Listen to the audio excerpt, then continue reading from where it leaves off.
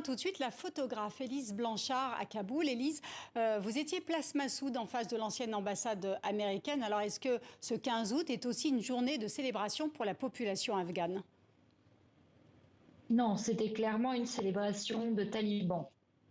Il y avait des talibans, des soldats talibans, des talibans qui étaient dans leurs habits de tous les jours, des dizaines et des dizaines d'enfants de talibans qui portaient les bandeaux des talibans, qui brandissaient des drapeaux. Évidemment, surtout des garçons. J'ai vu une petite fille qui avait 1 an et demi, la fille d'un taliban. Sinon, les seules petites filles que j'ai vues, c'était des mendiantes, ce qui est aussi assez révélateur. Et sinon, non, pas de civils du tout, pas de femmes non plus. Les seules qui passaient, elles, c'était en catimini, en se cachant. Et pour ce qui est des civils, comme c'était un jour férié, la plupart sont restés chez eux ou ils ont continué leur vie, en fait, parce qu'ils devaient travailler. Ça rappelle aussi qu'il y a une crise économique et quand on allait dans d'autres quartiers, bah, les gens continuaient.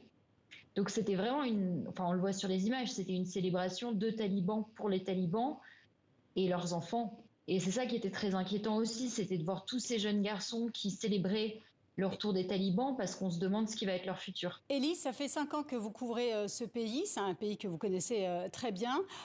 Vous êtes aussi particulièrement inquiète sur la situation, la santé mentale des filles et des femmes afghanes.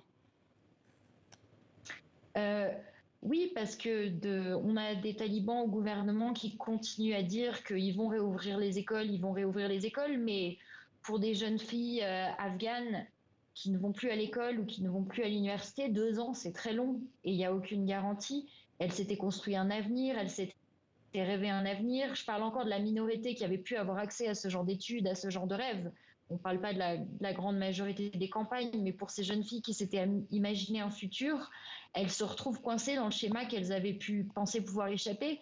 Parce que quand on ne va pas à l'école ou à l'université pour la plupart des jeunes filles et filles d'Afghanes, ça ne veut pas dire être dans sa chambre avec une télé, avec son propre espace. Ça veut dire se retrouver dans des salles communes où tout le monde dort, où tout le monde vit, et avoir par défaut à faire les tâches ménagères avec sa mère. Donc ça veut vraiment dire vivre cette vie qu'elles avaient redoutée, qu'elles pensaient avoir pu éviter.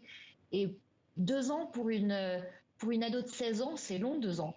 Donc il y a plus d'échappatoire en fait. L'école, c'était pas seulement étudier, c'était s'échapper de la maison, c'était être avec leurs copines, c'était vivre. Merci Élise Blanchard pour votre intervention.